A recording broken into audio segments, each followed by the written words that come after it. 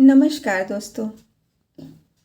कहानियों की श्रृंखला में आज हम मुंशी प्रेमचंद द्वारा लिखी कहानी बोध सुनेंगे।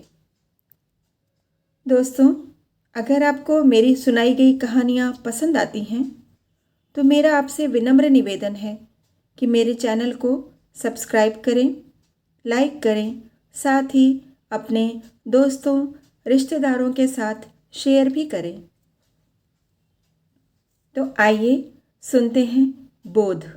स्वर राखी पांडे। पंडित चंद्रधर ने अपर प्राइमरी में मुदर्रिसी तो कर ली थी, किंतु सदा पछताया करते थे कि कहाँ से इस जंजाल में आ फंसे। यदि किसी अन्य विभाग में नौकर होते तो अब तक हाथ में 4 पैसे होते, आराम से जीवन व्यतीत होता। यहाँ तो महीने भर प्रतीक्षा करने के पीछे कहीं 15 रुपए देखने को मिलते हैं, वह भी इधर आए उधर गायब। ना खाने का सुख, ना पहनने का आराम। हमसे तो मजूर ही भले। पंडित जी के पड़ोस में 2 महाशय और रहते थे। एक ठाकुर अतिबल सिंह, वह थाने में हेड कांस्टेबल थे। दूसरे मुंशी बैजनाथ, वह तहसील में सियासी नवीस थे। इन दोनों आदमियों का वेतन पंडित जी से कुछ अधिक न था, तब भी उनकी चैन से गुजरती थी। संध्या को वह कचहरी से आते बच्चों को पैसे और मिठाइयाँ देते। दोनों आदमियों के पास टहलुए थे। घर में कुर्सियाँ, मेजें, फर्श आदि सामग्रियाँ मौजूद थीं। ठाकुर साहब शाम को आराम कुर्सी पर लेट जाते और खुशबूदार खमीरा पीते। मुंशी जी को शराब कबाब का व्यसन था। अपने सुसज्जित कमरे में बैठे हुए बोतल की बोतल साफ कर देते। जब कुछ नशा होता तो हारमोनियम बजाते। सारे मोहल्ले में रोबदाब था। उन दोनों महाशयों को आता देखकर बनिए उठकर सलाम करते। उनके लिए बाजार में अलग भाव था। 4 पैसे सेर की चीज़ टके में लाते। लकड़ी ईंधन मुफ्त में मिलता। पंडित जी उनके इस ठाट बाट को देखकर कुढ़ते और अपने भाग्य कोसते। वह लोग इतना भी न जानते थे कि पृथ्वी सूर्य का चक्कर लगाती है, अथवा सूर्य पृथ्वी का साधारण पहाड़ों का भी ज्ञान न था। तिस पर भी ईश्वर ने उन्हें इतनी प्रभुता दे रखी है। यह लोग पंडित जी पर बड़ी कृपा रखते थे। कभी सेर आध सेर दूध भेज देते और कभी थोड़ी सी तरकारियाँ, किंतु इनके बदले में पंडित जी को ठाकुर साहब के 2 और मुंशी जी के 3 लड़कों को निगरानी करनी पड़ती। ठाकुर साहब कहते, पंडित जी, यह लड़के हर घड़ी खेला करते हैं, ज़रा इनकी खबर लेते रहिए। मुंशी जी कहते, यह लड़के आवारा हुए जाते हैं, जरा इनका ख्याल रखिए। यह बातें बड़ी अनुग्रहपूर्ण रीति से कही जाती थी, मानो पंडित जी उनके गुलाम हैं। पंडित जी को यह व्यवहार असह्य लगता था, किंतु इन लोगों को नाराज करने का साहस न कर सकते थे। उनकी बदौलत कभी कभी दूध दही के दर्शन हो जाते, कभी अचार चटनी चख लेते। केवल इतना ही नहीं, बाजार से चीजें भी सस्ती लाते। इसलिए बेचारे इस अनीति को विष का घूंट के समान पीते। इस दुरावस्था से निकलने के लिए उन्होंने बड़े बड़े यत्न किए थे। प्रार्थना पत्र लिखे, अफसरों की खुशामदें की, पर आशा न पूरी हुई। अंत में हार कर बैठ रहे। हाँ, इतना था कि अपने काम में त्रुटि न होने देते। ठीक समय पर जाते, देर करके आते, मन लगाकर पढ़ाते। इससे उनके अफसर लोग खुश थे। साल में कुछ इनाम देते और वेतन वृद्धि का जब कभी अवसर आता उनका विशेष ध्यान रखते।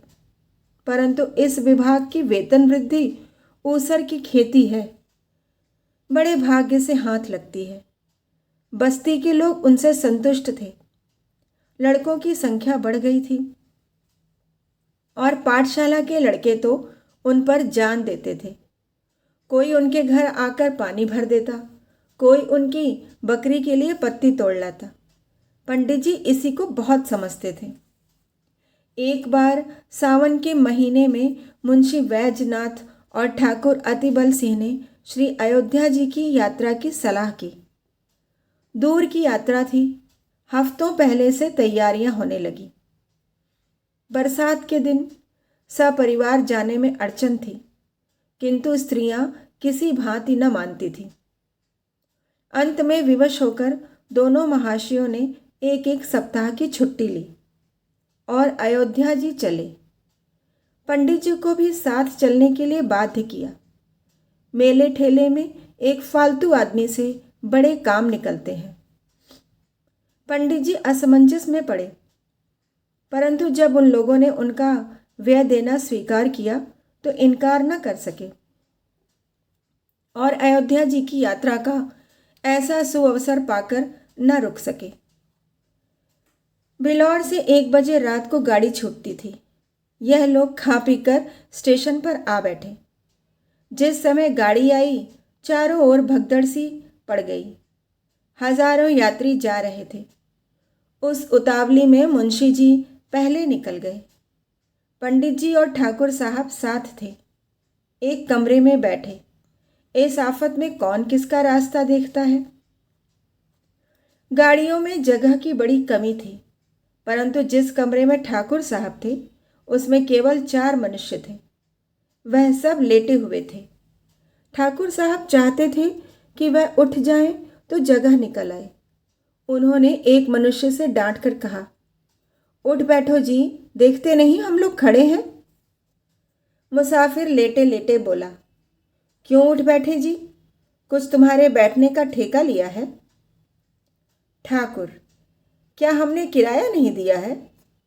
मुसाफिर, जिसे किराया दिया हो उसे जाकर जगह मांगो। ठाकुर, जरा होश की बातें करो, इस डिब्बे में 10 यात्रियों की आज्ञा है। मुसाफिर, यह थाना नहीं है, जरा जबान संभाल कर बातें कीजिए।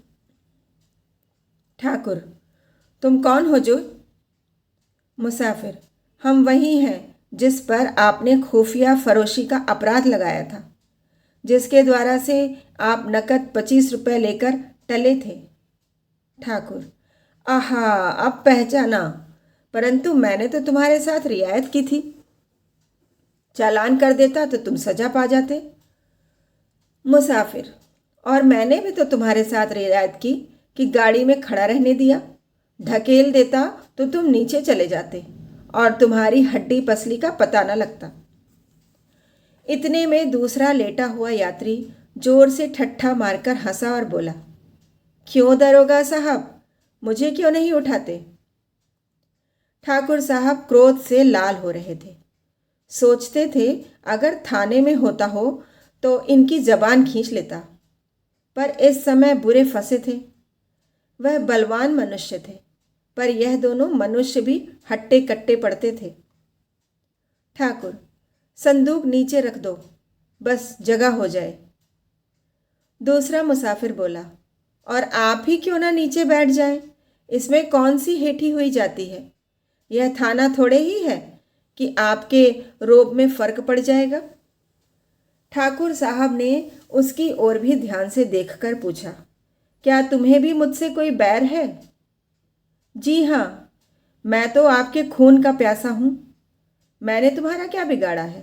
तुम्हारी तो सूरत भी नहीं देखी।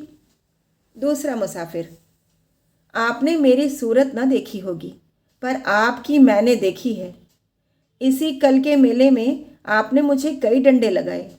मैं चुपचाप तमाशा देखता था, पर आपने आकर मेरा कचूमर निकाल दिया।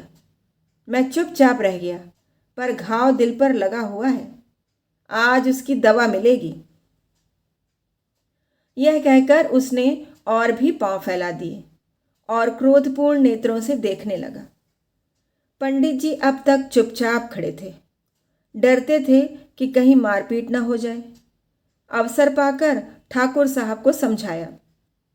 ज्यों ही तीसरा स्टेशन आया, ठाकुर साहब ने बाल बच्चों को वहां से निकालकर दूसरे कमरे में बैठाया।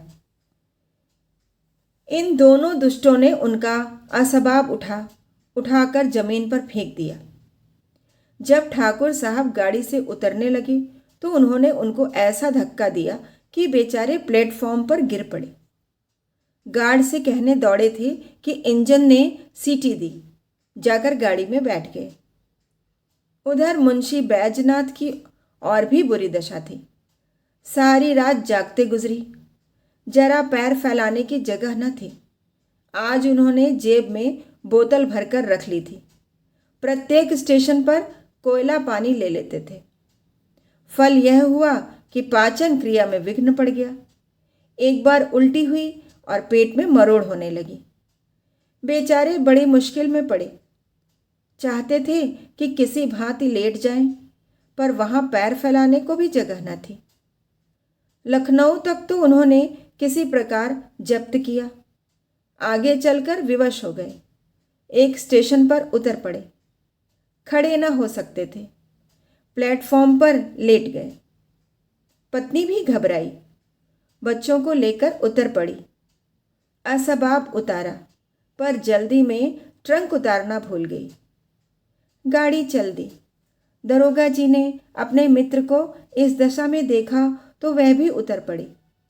समझ गए कि हजरत आज ज्यादा चढ़ा गए। देखा तो मुंशी जी की दशा बिगड़ गई थी।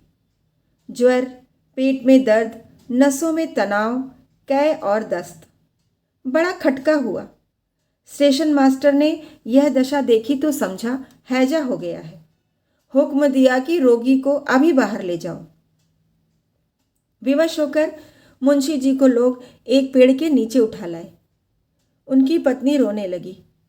हकीम, डॉक्टर की तलाश हुई। पता लगा कि डिस्ट्रिक्ट बोर्ड की तरफ से वहाँ एक छोटा सा अस्पताल है। लोगों की जान में जान आई। किसी से यह भी मालूम हुआ कि डॉक्टर साहब बिल्लौर के रहने वाले हैं। ढांढस बंधा। दरोगा जी अस्पताल दौड़े।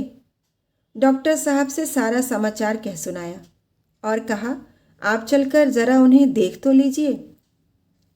डॉक्टर का नाम था चोखेलाल। कंपाउंडर थे। लोग आदर से डॉक्टर कहा करते थे। सब वृतांत सुनकर रुखाई से बोले, सवेरे के समय मुझे बाहर जाने की आज्ञा नहीं है। दरोगा, तो क्या मुंशी जी को यहीं लाएं? चोखेलाल, हाँ, आपका जी चाहे लाइए। दरोगा जी ने दौड़ धूप कर एक डोली का प्रबंध किया। मुंशी जी को लाद कर अस्पताल लाए। ज्यों ही बरामदे में पैर रखा, चोखेलाल ने डांट कर कहा, हैजे के रोगी को ऊपर लाने की आज्ञा नहीं है। बैजनाथ अचेत तो थे नहीं। आवाज़ सुनी, पहचाना। धीरे से बोले, अरे यह तो बिल्लौर के ही हैं। भला सा नाम है, तहसील में आया जाया करते हैं। क्यों महाशय, मुझे पहचानते हैं? चोखेलाल, जी हाँ, खूब पहचानता हूँ। बैजनाथ, पहचान कर भी इतनी निठुरता? मेरी जान निकल रही है, जरा देखिए मुझे क्या हो गया। चोखेलाल, हाँ, यह सब कर दूंगा, और मेरा काम ही क्या है। फीस? दरोगा जी, अस्पताल में कैसी फीस जनाबन? चोखेलाल, वैसी ही जैसे इन मुंशी जी ने वसूल की थी। दरोगा, आप क्या कहते हैं, मेरी समझ में नहीं आता। चोखेलाल, मेरा घर बिल्लौर में है। वहाँ मेरा थोड़ी सी ज़मीन है। साल में 2 बार उसकी देखभाल के लिए जाना पड़ता है। जब तहसील में लगान दाखिल करने जाता हूँ तो मुंशी जी डांट कर अपना हक वसूल लेते हैं। ना दूँ तो शाम तक खड़ा रहना पड़े। स्याहा न हो। फिर जनाब कभी गाड़ी नाव पर, कभी नाव गाड़ी पर। मेरी फीस 10 रुपये निकालिए। देखूं, दवा दूं, नहीं तो अपनी राह लीजिए। दरोगा, 10 रुपये। चोखेलाल, जी हाँ, और यहाँ ठहरना चाहें तो 10 रुपये रोज। दरोगा जी विवश हो गए। वैजनाथ की स्त्री से 10 रुपये मांगे। तब उसे अपने बक्स की याद आई। छाती पीट ली। दरोगा जी के पास भी अधिक रुपए नहीं थे। किसी तरह 10 रुपए निकालकर चोखेलाल को दिए। उन्होंने दवा दी। दिन भर कुछ फायदा न हुआ। रात को दशा संभली। दूसरे दिन फिर दवा की आवश्यकता हुई। मुंशियाइन का एक गहना जो 20 रुपए से कम का न था, बाजार में बेचा गया। तब काम चला। चोखेलाल को दिल में खूब गालियां दी। श्री अयोध्या जी में पहुंचकर स्थान की खोज हुई। पंडों के घर जगह न थी। घर घर में आदमी भरे हुए थे। सारी बस्ती छान मारी, पर कहीं ठिकाना न मिला। अंत में यह निश्चय हुआ कि किसी पेड़ के नीचे डेरा जमाना चाहिए। किंतु जिस पेड़ के नीचे जाते थे वहीं यात्री पड़े मिलते। सिवाय खुले मैदान में रेत पर पड़े रहने के और कोई उपाय न था। एक स्वच्छ स्थान देखकर बिस्तरे बिछाए और लेटे। इतने में बादल घिर आए। बूंदें गिरने लगी। बिजली चमकने लगी।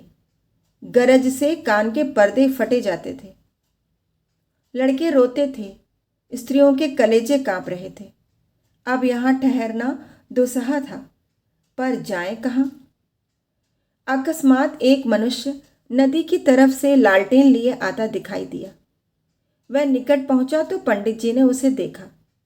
आकृति कुछ पहचानी हुई मालूम हुई, किंतु यह विचार न आया कि कहाँ देखा है। पास जाकर बोले, क्यों भाई साहब, यहाँ यात्रियों के रहने की जगह न मिलेगी? वह मनुष्य रुक गया। पंडित जी की ओर ध्यान से देखकर बोला, आप पंडित चंद्रधर तो नहीं हैं? पंडित प्रसन्न होकर बोले, जी हाँ, आप मुझे कैसे जानते हैं? उस मनुष्य ने सादर पंडित जी के चरण छुए और बोला, मैं आपका पुराना शिष्य हूँ। मेरा नाम कृपाशंकर है। मेरे पिता कुछ दिनों बिल्लौर में डाक मुंशी रहे थे। उन्हीं दिनों मैं आपकी सेवा में पढ़ता था। पंडित जी की स्मृति जागी। बोले, ओहो, तुम ही हो कृपाशंकर। तब तो तुम दुबले पतले लड़के थे। कोई 8-9 साल हुए होंगे।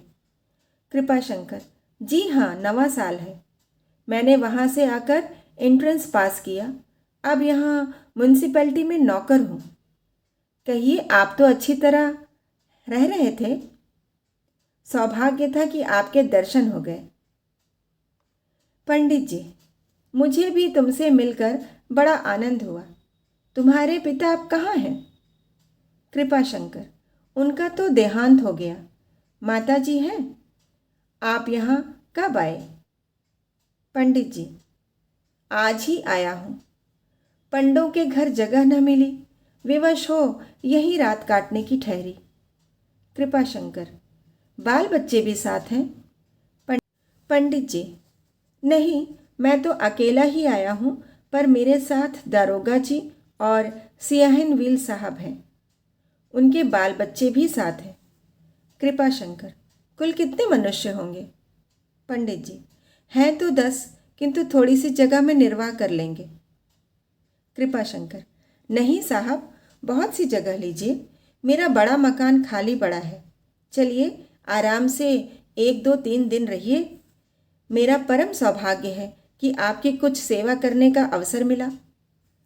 कृपाशंकर ने कुली बुलाए, असबाब उठवाया और सबको अपने मकान पर ले गया। साफ सुथरा घर था। नौकर ने चटपट चारपाइयाँ बिछा दी। घर में पूरियाँ पकने लगीं। कृपाशंकर हाथ बांधे सेवक की भांति दौड़ता था। हृदयोल्लास से उसका मुख कमल चमक रहा था। उसकी विनय और नम्रता से सबको मुग्ध कर लिया। और सब लोग तो खा पी कर सोए, किंतु पंडित चंद्रधर को नींद नहीं आई। उनकी विचार शक्ति इस यात्रा की घटनाओं का उल्लेख कर रही थी। रेलगाड़ी की रगड़ झगड़ और चिकित्सालय की नोच खसोट के सम्मुख कृपाशंकर की सहृदयता और शालीनता प्रकाश में दिखाई देती थी। पंडित जी ने आज शिक्षक का गौरव समझा। उन्हें आज इस पद की महानता ज्ञात हुई। यह लोग 3 दिन अयोध्या रहे। किसी बात का कष्ट न हुआ। कृपाशंकर ने उनको अपने साथ धाम का दर्शन कराया। तीसरे दिन जब लोग चलने लगे तो वह स्टेशन तक पहुंचाने आया। जब गाड़ी ने सीटी दी तो उसने सजल नेत्रों से पंडित जी के चरण छुए और बोला, कभी कभी इस सेवक को याद करते रहिएगा। पंडित जी घर पहुंचे तो उनके स्वभाव में बड़ा परिवर्तन हो गया था। उन्होंने फिर किसी दूसरे विभाग में जाने की चेष्टा नहीं की। कहानी सुनने के लिए बहुत बहुत धन्यवाद। कल फिर मिलेंगे एक नई कहानी के साथ।